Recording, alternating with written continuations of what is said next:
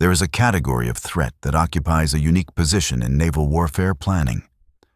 A threat that is not designed to destroy, that carries no warhead intended to penetrate steel or detonate against a hull, and that kills nothing directly. Its purpose is subtraction. It removes capability. It strips away the electronic architecture that modern naval combat depends on and leaves the vessel underneath that architecture intact, functional in every physical sense, and operationally helpless. The threat is an electromagnetic pulse, and the reason it occupies that unique position in planning documents is that its effects are both catastrophic and deeply uncertain.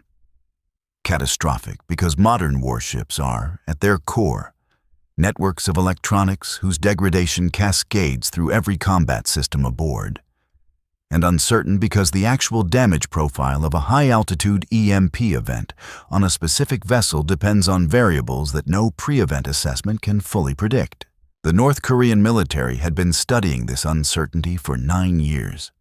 They had studied it not with the intention of resolving it. The physics were not resolvable without empirical data that no nation had been willing to generate since the atmospheric nuclear tests of the early 1960s. But with the intention of exploiting it. An adversary who understood the uncertainty better than the defending force could design an operation around it. Use the EMP to create a degradation window of unknown duration, and fill that window with a conventional strike whose timing was calibrated to the worst-case degradation scenario. If the electronics recovered faster than expected, the conventional strike would face a degraded but functional defense. If they recovered at the expected rate, the strike would face something close to no defense at all. The operational concept the Korean People's Army Strategic Rocket Forces had designated as Plan Sundown was built on this calculation. It had been in development for 7 years, refined through 4 tabletop exercises and 2 partial live-fire tests conducted using non-nuclear EMP warheads at low altitude over uninhabited terrain in the DPRK's northeastern mountain region. The live tests had produced data on electronics degradation profiles for military-grade components sourced through procurement channels that the DPRK's international supply network had identified and exploited over a period of years. The data was incomplete.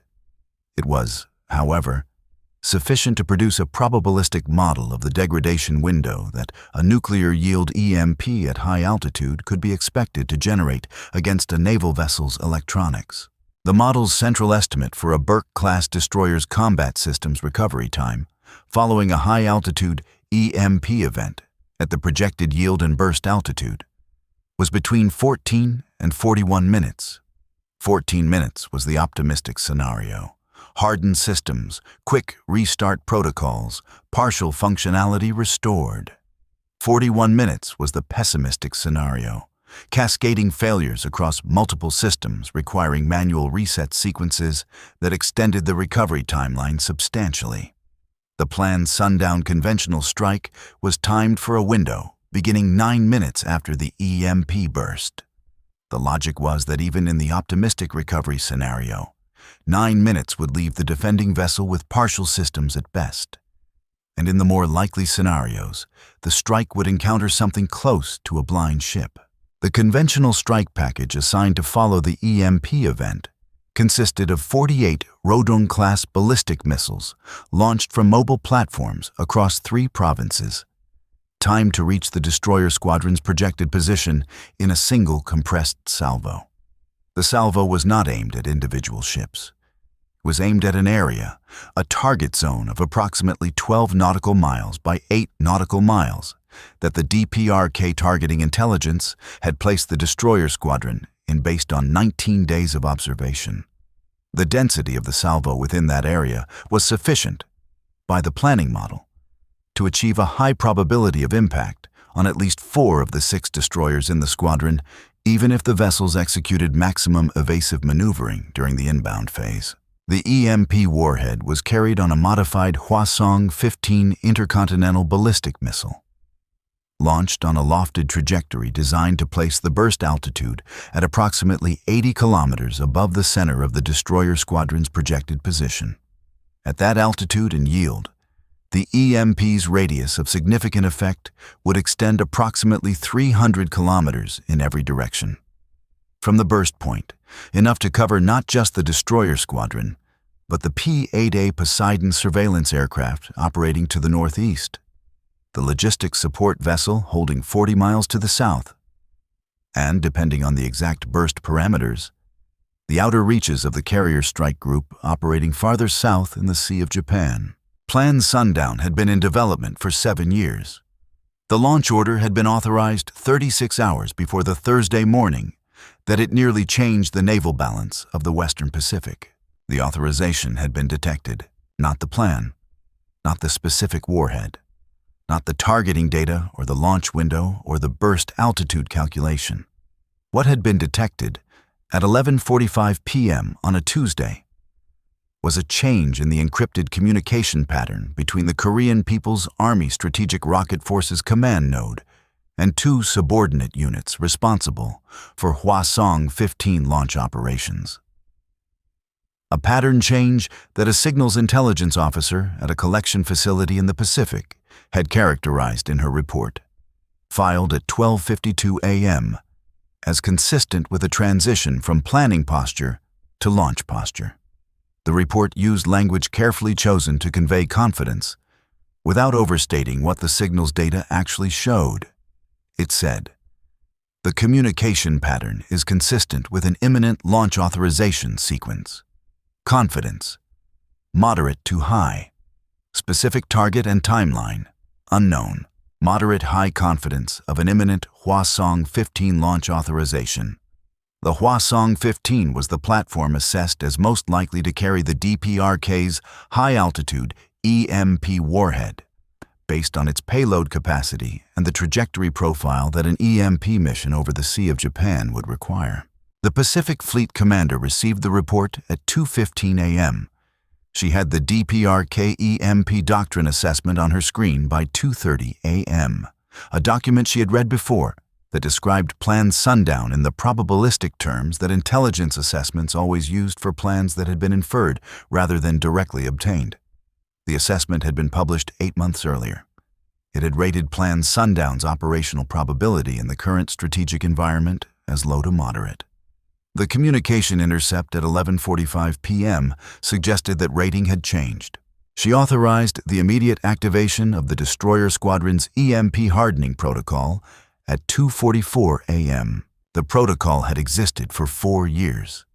It had been developed following a wargame exercise in which an EMP scenario had been run against a destroyer squadron, and the results had been used to build a specific set of pre-event hardening measures that could be implemented in response to credible EMP threat indicators. The measures included powering down all non-essential electronic systems and placing them in shielded storage, switching the primary Aegis combat systems to their hardened backup power architecture that ran on isolated circuit breakers with physical Faraday shielding, activating the hull's electromagnetic protection mode, a system that directed an active counterfield through the hull's conductive elements to partially attenuate the coupling effect of an external EMP on internal wiring, and shifting navigation and fire control to the degraded mode operating profiles that had been designed for exactly this contingency. The protocol took 47 minutes to fully implement across all 6 destroyers. At 3:31 a.m., every destroyer in the squadron was operating under hardened protocol. Non-essential electronics were down. Primary systems were on isolated hardened power. The combat systems were running in degraded mode, slower with reduced functionality, but on architectures specifically designed to survive an EMP event and resume full operations within a compressed recovery window. At 3:44 a.m., the space-based infrared sensor network detected the Hwasong-15 launch from a mobile platform in North Hamgyong Province. The boost phase was detected at 3:44 a.m. and 17 seconds. The trajectory was immediately assessed as a lofted profile. steeper than a standard ballistic trajectory, climbing to an altitude that would take it well above the upper atmosphere on its way to a burst point over the Sea of Japan. The lofted profile was consistent with one mission type. The launch data reached the squadron's lead destroyer at 3:44 a.m. and 41 seconds. The Combat Information Center had been at General Quarters since 3:01 a.m. The Tactical Action Officer received the track classification at 3:44 a.m. and 44 seconds. Ballistic missile. Lofted trajectory. Projected burst altitude consistent with high-altitude EMP profile. Time to projected burst, 11 minutes and 14 seconds. The SM-3 Block 2A intercept attempt was authorized at 3:45 a.m. and 02 seconds, 18 seconds after the classification. The lead cruiser, operating with its Aegis system on the hardened backup architecture, had its pre-computed intercept solution already loaded. The SM-3 launched at 3:45 a.m. and 19 seconds, climbing at an angle that would take it to the exoatmospheric intercept point in the calculated engagement window. The SM-3 intercept of a lofted ballistic missile at exoatmospheric altitude is one of the most demanding engagement geometries in the Aegis system's repertoire. The target is at its maximum velocity during the mid-course phase. Its trajectory is steep enough that the intercept window is compressed compared to a standard ballistic profile, and the direct impact requirement. The SM-3's kinetic intercept vehicle must physically strike the target. Leaves no margin for the proximity detonation approach used in other engagements. The intercept either hits or it misses. There is no between. The first SM-3 missed. The intercept vehicle's final guidance correction, executed in the last 1.8 seconds of the approach, was based on a track update from the cruiser's hardened radar system. The hardened system was operating at 91% of its standard processing capacity. The 9% reduction was an inherent characteristic of the backup architecture that the protocol accepted as a tolerable degradation. In a standard engagement, the 9% reduction was inconsequential. Against a target at exoatmospheric altitude moving at that velocity, the track update it produced contained a positional error of approximately 4 meters. 4 meters at the closing speed of the engagement was a miss. The intercept vehicle passed 4 meters from the Hwasong 15's warhead section at 3:48 a.m. and 34 seconds.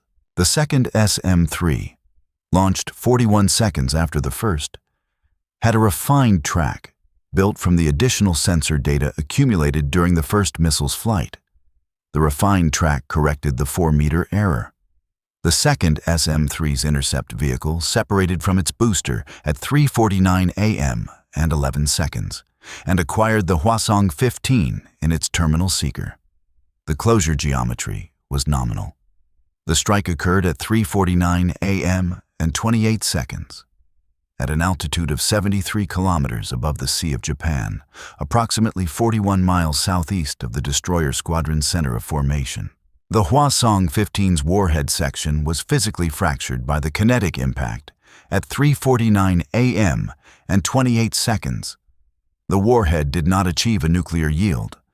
A nuclear warhead whose physics package is mechanically disrupted before the precisely timed implosion sequence that initiates the primary stage can produce a partial nuclear event or no nuclear event at all, depending on the degree of disruption and the specific design parameters of the warhead. The fractured Hwasong 15 warhead produced no nuclear yield.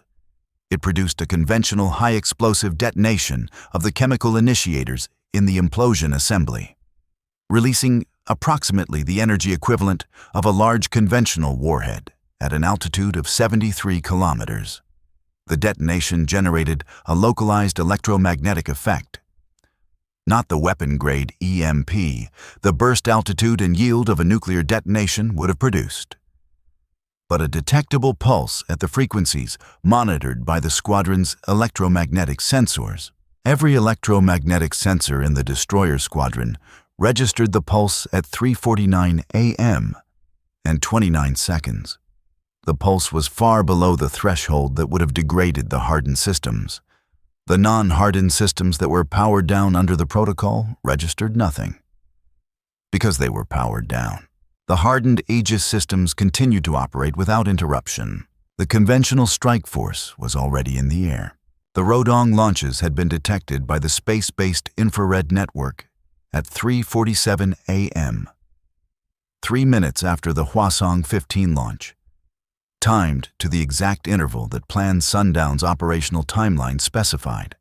48 Rodong ballistic missiles, rising from mobile platforms across 3 provinces, their boost phases overlapping in the infrared sensor picture, in a pattern that made the total count difficult to resolve in real time. The early estimate was 40 to 50. The final count, confirmed at 3:51 a.m. from the complete sensor picture, was 48. 48 ballistic missiles inbound.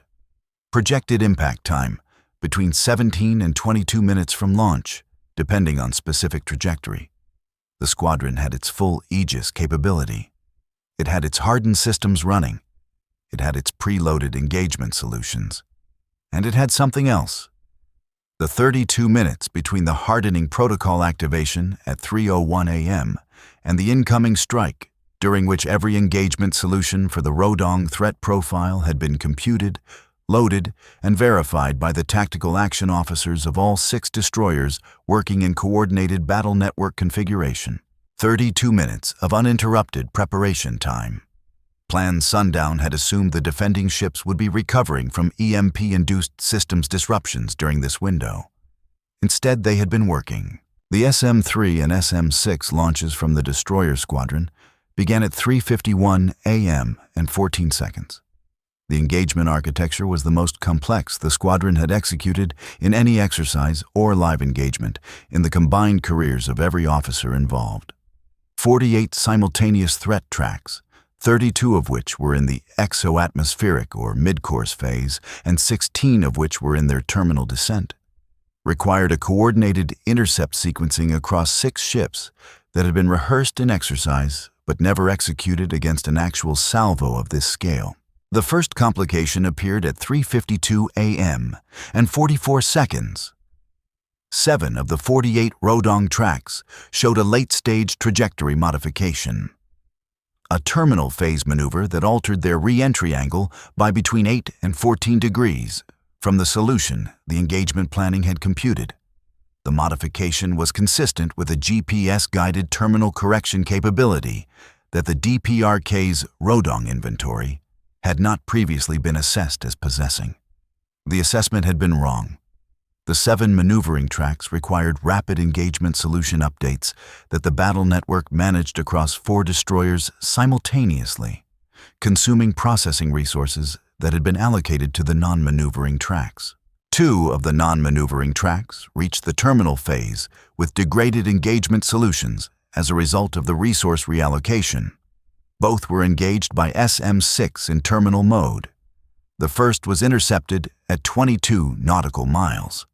The second required 2 SM-6 rounds and was intercepted at 9 nautical miles, close enough that the detonation debris field was tracked on radar for 40 seconds before dispersing. Of the 48 Rodong missiles, 44 were intercepted in the mid-course and terminal phases by the coordinated engagement. The 7 maneuvering tracks were all intercepted, though 3 required follow-on shots that depleted the SM-3 magazine of 2 destroyers to below 20% of pre-engagement loadout. 2 non-maneuvering tracks that the battle network solution updates had deprioritized were engaged in the close-in phase by SM-6. 1 final track, the 48th, a non-maneuvering Rodong that had followed a slightly shallower re-entry angle than any other track in the salvo, and had arrived at the inner engagement zone from a direction that placed it in the seam between 2 destroyers' primary coverage arcs, was engaged by CIWS at a range that the Combat Information Center log recorded in numbers whose clinical precision did not diminish what they described. 1 track stopped by CIWS. No tracks impacting water inside the squadron's formation. No ships struck. At 4:14 a.m., the last threat track was logged as resolved. The Combat Information Center watch team began its assessment cycle. The squadron senior officer transmitted a status report to 7th Fleet. The message noted the successful intercept of the Hwasong-15 at exoatmospheric altitude, the defeat of the 48 Rodong salvo, the depleted magazine status of 3 destroyers, and the discovery that 7 Rodong missiles in the salvo had employed a terminal guidance maneuver not previously assessed as operational in the DPRK inventory. The message recommended an immediate intelligence assessment update. At 4:30 a.m., the DPRK's Strategic Rocket Forces Command Network went silent. It had been continuously active since 3:43 a.m., transmitting the coordination traffic associated with a multi-launch operation. Its silence was not the silence of a mission completed. It was the silence of a command structure processing a failure for which its planning had not accounted. The P-8A Poseidon aircraft to the northeast, which had registered the EMP pulse on its sensors, reported no degradation to its operational systems. The logistics support vessel 40 miles south registered the pulse as a brief electromagnetic anomaly in its monitoring log. The carrier strike group farther south detected nothing. At 5 a.m., the hardening protocol was stood down across the squadron. Electronic systems began their restart sequence. The non-essential systems that had been powered down and stored in shielded spaces were retrieved and brought back online. The primary combat systems transitioned from the hardened backup architecture to their standard operational configuration. The full transition was completed at 5:41 a.m. Every system that had been powered down came back up. The electromagnetic protection mode was secured. The squadron was fully operational. At 6:15 a.m., the signals intelligence officer who had filed the moderate high confidence report at 12:52 a.m. received a classified notification that the pattern she had identified had been the correct pattern, and that the actions taken in response to her report had been executed and had produced the assessed outcome. The notification was 2 sentences long. She acknowledged it, logged it, and returned to her display. The full accounting: 1 Hwasong-15 launched on lofted EMP trajectory. 1 first SM-3 intercept missed by 4 meters at exoatmospheric altitude. 1 second SM-3 achieved kinetic impact at 73 kilometers altitude. 0 nuclear yield. 1 conventional detonation of chemical initiators registering as a detectable but sub-threshold electromagnetic pulse. 48 Rodong ballistic missiles launched in coordinated follow-on salvo. 7 equipped with terminal guidance maneuver capability not previously assessed as operational. 44 intercepted in mid-course and terminal phases. 3 requiring follow-on shots, depleting 2 destroyers SM, 3 magazines below 20%. 1 engaged by CIWS in inner defense zone. 0 ships struck. 0 critical casualties. 47 minutes of hardening protocol implementation before the EMP event. 1 signals intelligence officer whose 12:52 a.m. report was the first link in the chain. Plan Sundown had been built on a calculation whose logic was sound. An EMP event over a naval formation generates a recovery window, and a conventional strike calibrated to that window catches the defending force at its most vulnerable. The calculation was correct. The plan failed because the calculation had been applied to a defending force that was not in the state the plan assumed. The force had been in hardened protocol for 32 minutes before the Hwasong-15 cleared the launch pad.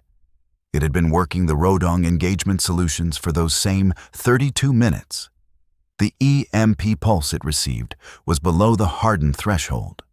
The conventional strike it faced was one that its systems had been computing intercepts for since before the missiles left their launchers. The margin was a signals report filed at 12:52 a.m. that had been assessed at moderate high confidence rather than moderate. The distinction between those 2 confidence ratings is not large in statistical terms. In operational terms, on this Thursday morning in the Sea of Japan, it was the 47 minutes that determined everything. In naval operations, the difference between adequate warning and no warning is not always measured in the quality of the threat. Sometimes it is measured in the willingness of the person who first sees the signal to assign it the confidence level it deserves, rather than the one that feels safe to assign. At 12:52 a.m., one person had decided that what she was looking at was worth a higher number. The Sea of Japan does not record the decisions made in collection facilities in the middle of the night. It records what happens on its surface and beneath it. On this Thursday, what it recorded was a destroyer squadron that remained fully intact, fully capable, and fully operational from the moment the hardening protocol was secured to the moment the watch rotation changed and the next watch team took their stations and began scanning the same water. That is the continuity. That is the standard. The water changes nothing. The watch continues.